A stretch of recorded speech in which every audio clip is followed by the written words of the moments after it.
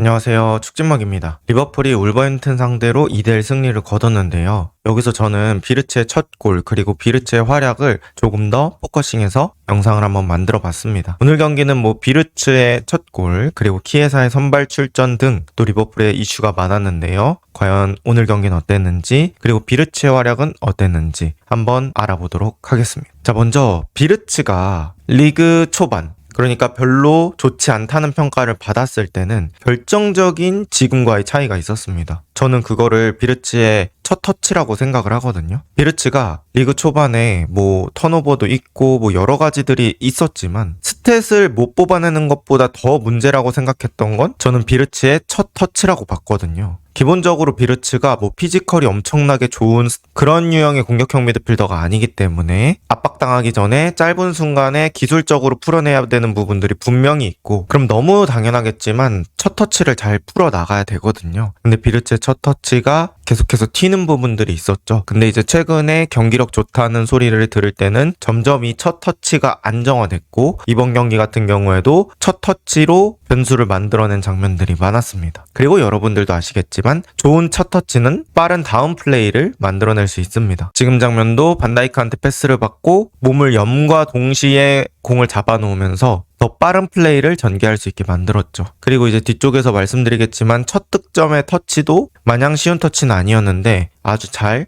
터치를 해놨던 것 같습니다. 이 비르츠의 첫 득점 장면을 한번 볼게요. 일단은 에키티케가 공간이 있는 걸 보고 공을 툭 쳐놓고 움직인 그 장면이 되게 좋았습니다. 자신의 스피드에 자신이 있었던 거죠. 그리고 에키티케가 딱 비르츠가 공을 받을 수 있는 그 타이밍에 사이 패스를 넣어줬고, 비르츠가 거기서 터치가 또 예술이었어요.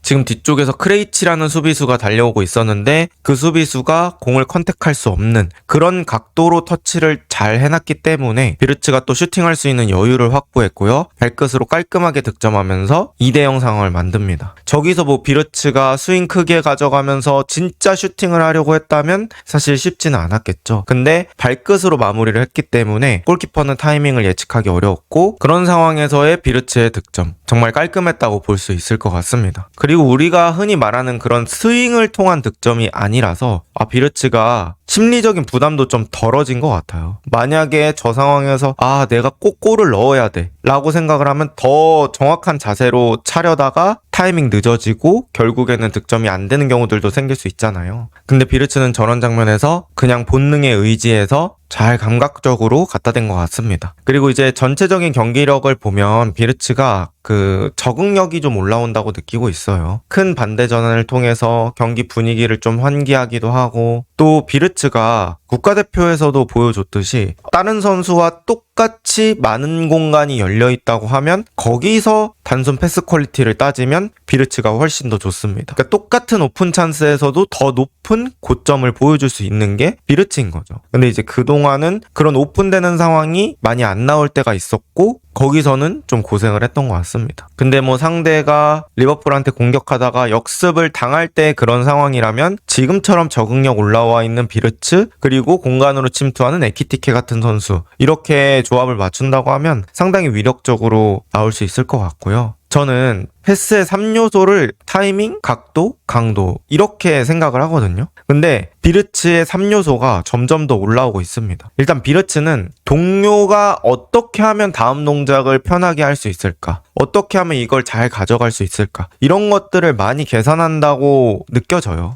패스를 잘하는 선수들 보면 다 그렇게 받을 선수를 배려해서 플레이를 하거든요. 맨유의 브루노라든지 맨시티 시절 덕배라든지 이런 공격형 미드필더들은 그런 능력들이 있습니다. 비르츠도 마찬가지로 그렇게 좋은 모습을 보여줬고요. 이번에 스루 패스 나갈 때도 특히 타이밍이 예술이었어요. 그러니까 비르츠가 기를 오랫동안 모으지 않아도 빠른 타이밍에 바로 볼 방출이 될 수 있다는 거, 이것도 좀 큰 부분이라고 볼 수 있겠습니다. 케르케즈와의 호흡은 어땠을까요? 비르츠가 이제 왼쪽 윙어 내지는 왼쪽 공격형 미드필더처럼 나오면서 케르케즈와 호흡을 많이 맞췄습니다. 사실 케르케즈는 일단 리버풀에 와서의 모습은 엄청나게 세밀한 느낌은 못 받았어요. 근데 많이 띄워주는 그런 모습들이 있거든요. 그래서 비르츠가 공을 잡았을 때 주변에서 많은 움직임을 가져가 주면서 비르츠가 케르케즈를 줘도 되고 내가 드리블해도 되고 이런 식으로 선택지를 늘리는 데 도움을 줍니다. 그리고 이런 것들은 학포가 있을 때도 많이 나왔던 장면인데요. 학포와 비르츠의 차이는 얼마나 패스를 실제로 주느냐 같아요.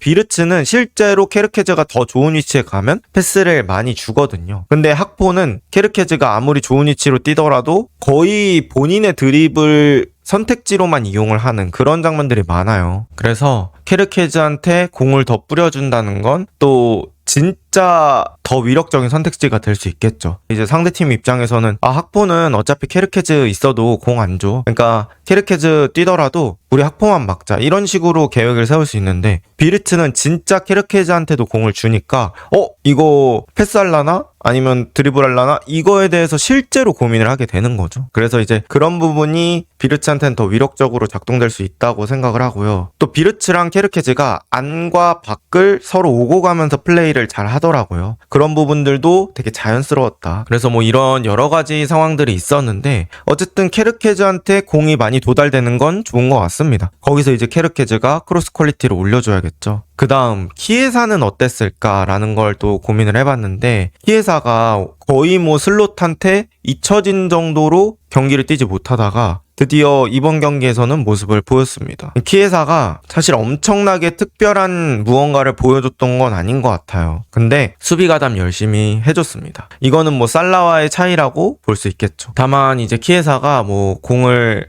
안쪽에서, 그러니까 키에사가 벌려있다가 좀 박스 안으로 들어올 때가 많았거든요. 그 박스 안쪽에서 공을 많이 잡을 기회는 별로 없었습니다. 대부분은 이제 울버햄튼이 내려앉아 있기 때문에 리버풀이 밖에 있는 선수들이 공을 많이 돌리면서 플레이했고, 그러다 보니까 키에사 쪽으로 공이 많이 투입되지는 않았는데요. 키에사는 왼쪽 오른쪽 가리지 않고 여러 위치로 띄워주긴 했습니다. 뭐 실제로 공을 많이 못 받더라도 앞쪽에서 에너지를 좀 추가를 해준 거죠. 그런 부분들은 긍정적으로 볼 수 있을 것 같아요. 키에사가 전성기에 비해서 기술의 차이는 좀 있습니다. 그러니까 전성기 때는 솔로 돌파의 성공률이 꽤 괜찮았거든요. 근데 이제 리버풀에서는 그 정도까지는 아닌 느낌이고, 또 유벤투스나 이런 시절보다는 돌파를 좀 적게 하는 그런 경향도 있는 것 같습니다. 어쨌든 뭐 키에사라는 선수가 전체적인 그런 판도를 뒤바꿨다 이렇게 표현하기 힘들 것 같고, 에너지는 확실히 좀 채워줬다 이 정도로 얘기할 수 있을 것 같습니다. 그 다음 리버풀이 내려앉은 수비에 대한 해답을 어느 정도 또 찾은 느낌이 있었습니다. 사실 리버풀이 그동안 고전했을 때 내지는 흐름이 안 좋았을 때는 이 상대가 내려앉고 버티기를 시전하면 리버풀이 그걸 뚫을 마땅할 방법이 없었다는 거예요. 근데 프림퐁이 부상에서 복귀하면서 오른쪽 윙어 같은 그런 크랙 역할을 해줬습니다. 흐라멘베르의 득점 장면에서도 약간 0에서 1을 만들었다고 해야 될까요? 정말 아무것도 아닌 상황에서 혼자 갑자기 급가속을 만들면서 화려한 돌파 능력을 보여줬고, 뭐 제가 느꼈을 때는 혼자만 발에 스케이트가 달려있는 듯한 느낌, 그런 것들을 많이 받았습니다. 그리고 이제 프림퐁이 안으로 패스를 넣을까 말까 이런 것들로 계속해서 페이크를 주면서 전진을 했었죠. 그리고 그 이후에도 1대1 측면 돌파에 지속적인 성공이 있었습니다. 그래서 이 프림퐁이라는 선수가 앞으로 리버풀이 내려앉은 팀을 깰 때 큰 도움이 될 수 있겠다. 어떻게 보면 리버풀의 오른쪽 고민거리를 또 해결해 줄 수 있는 선수가 나올 수도 있겠다 라고 생각을 했습니다. 그리고 여기서 컷백도 너무 좋았고 흐라벤베르가 깔끔하게 마무리하는 것도 좋았습니다. 그 다음 오늘도 계속되고 있는 존스 시프트입니다. 존스가 뭐 투볼란치 중에 한 자리로 나왔는데 흐라벤베르를 조금 더 높은 위치에 쓰기 위해서 존스가 후방에서 좀 풀어주는 느낌이 좀 많았고요. 후방에서 존스가 침착하게 플레이를 하는 거, 이런 것들이 저는 되게 좋았고, 또 존스가 압박당할 때 탈압박 능력이 요새는 많이 올라와 있는 것 같아요. 그래서 리버풀이 후방에서 공 돌릴 때도 어느 정도 안정적으로 돌릴 수 있는 것 같습니다. 그 다음에 이제 흐라벤베르가 빌드업할 때 가끔씩 내려와서 지원을 해주는데요. 또 공격할 때는 숫자를 더하면서 메잘라 위치까지 올라가 주기도 합니다. 그리고 실제로 이러한 활용이 흐라벤베르의 컷백 후 득점까지 만들어냈죠. 저는 어쨌든 이 감독이 여러 가지를 실험한다고 생각을 해요. 근데 그 중에 하나가 딱 효과가 좋았을 때 그때 이제 고정을 한다고 생각을 하거든요. 근데 커티스 존스가 약간 볼 방출이 약점이었잖아요. 패스를 좀 느리게 하고 그런 부분들이 있었는데 존스한테 이런 역할을 맡기다 보니까 저는 아이디어가 되게 좋았다고 느껴요. 그래서 이 존스 시프트라는 아이디어 계속해서 진행해 볼 수 있을 것 같고, 또 그렇게 되면 맥칼리스터를 위에서 쓸 수 있기 때문에 비르츠를 왼쪽 윙어로 기용하면서 조금 더 중앙지향적인 전략을 만들어낼 수도 있을 것 같습니다. 그리고 오늘 경기에서 저는 느껴졌던 건 리버풀의 에너지가 전체적으로 올라갔다는 느낌 많이 들었어요. 확실히 연패할 때보다는 동기부여가 되게 잘 돼 있는 느낌? 그런 것들이 있었고, 선수들이 공격 실패하고 나서 바로바로 압박가는 빈도가 높았습니다. 근데 이거는 어느 정도 현실적인 부분도 생각을 해야 되죠. 사실 리버풀이 점유율이 되게 높았기 때문에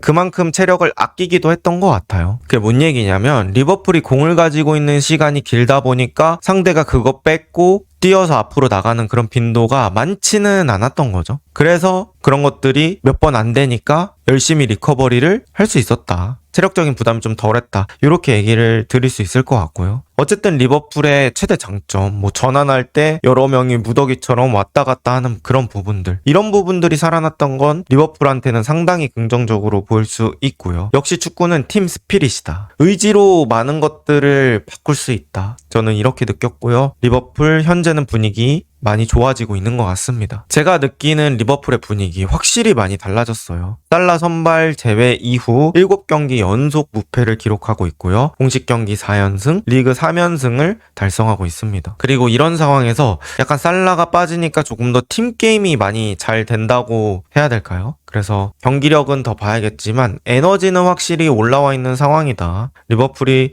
어쨌든 에너지를 메인으로 하는 팀이기 때문에 자신들의 주무기가 살아나고 있다는 건 충분히 좋은 부분이고요. 여기에 이제 소보슬라이까지 추가가 된다고 하면 더 폭발적일 수 있을 것 같아요. 그리고 이런 상황에서 리버풀이 새로운 시작점에 놓여 있다. 과연 리버풀이 이 분위기를 타서 반전을 만들 수 있을까? 챔스권에 또 안정적으로 진입할 수 있을까? 이런 것들이 생각나는 경기였습니다. 과연 여러분의 생각은 어떠신가요? 이번 영상은 여기까지입니다. 좋은 하루 보내세요.